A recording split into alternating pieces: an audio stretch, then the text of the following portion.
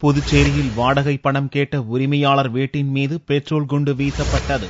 புதுச்சேரி லாஸ்பேட்டை சண்முகா நகரைச் சேர்ந்தவர் ஜெயக்குமார். இவருக்கு சொந்தமான தென்னஞ்சாலை சாலையில் உள்ள அடுக்குமாடி குடியிருப்பில் வசித்து வந்த சென்னை பார்த்திபன் என்பவருடன் வாடகை தொடர்பாக தகராறு இருந்துள்ளது. இந்நிலையில் ஞாயிறன்று அதிகாலை ஜெயக்குமார் வீட்டில் பெட்ரோல் குண்டு வீசப்பட்டது. அருகில் இருந்தவர்கள் ஜெயக்குமார் குடும்பத்தை மீட்டனர். நைட்டு ஒரு 1:45-2 மணி இருக்கும். அந்த டைம்ல திடீர்னு எங்கள் வீட்டு முன்னே இருந்த வண்டி ஃபயர் ஆகி போச்சுன்னு அப்பா சொன்னார்.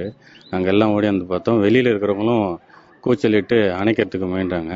வாடகை தகராறால் அப்பார்ட்மெண்ட்டு தென்னஞ்சாலை ரோட்டில் இருக்கிற அப்பார்ட்மெண்ட்டில் வாடகை தகராறு. நம்ம வீட்டு ஓனருக்கும் அவருடைய டெனண்ட்டுக்கும் வாடகை தகராறுக்கு ஒரு 4-5 மாதமாக வாடகை பிரச்சனை இருந்தது.